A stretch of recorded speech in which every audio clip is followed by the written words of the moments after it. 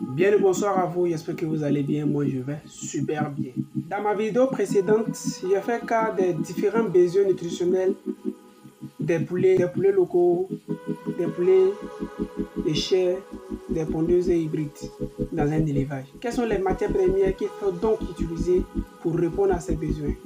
La réponse à cette question après ceci.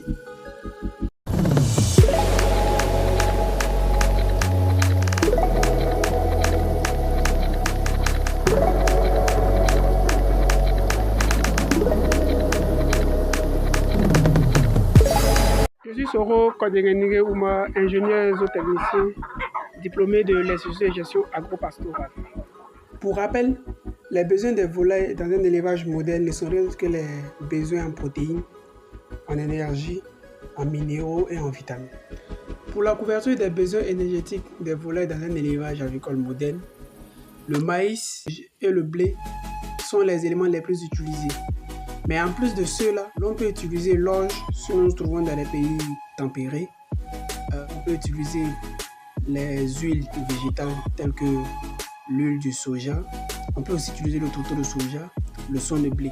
Parmi ces matières premières utilisées pour la couverture des besoins en énergie tels que le son de blé, le tourteau de soja, ces éléments sont aussi réutilisés pour la couverture des besoins en protéines. En plus de cela, l'on peut utiliser le tourteau de coton, tourteau de cajou.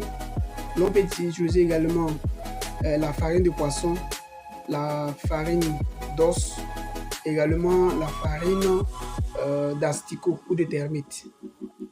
Pour la couverture en minéraux, l'on utilise généralement les prémix, suivant le type de poulet. Soit on a prémix ponte pour les pondeuses.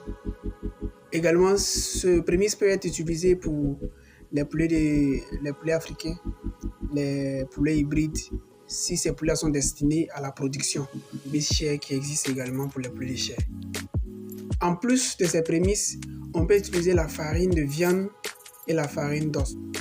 Pour la couverture des besoins en vitamines, les matières premières que nous venons de citer tout à l'heure, l'on y trouve des vitamines. Et par moment, la quantité de ces vitamines dans ces éléments ne répondent pas vraiment aux attentes des volailles.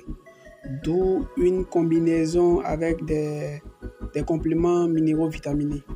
Il faut notifier que chaque élément cité ici est utilisé après avoir effectué son analyse bromatologique, c'est-à-dire après avoir déterminé l'ensemble des nutriments que renferme cet élément, la concentration de chaque matière première, avant de proposer une formulation concrète.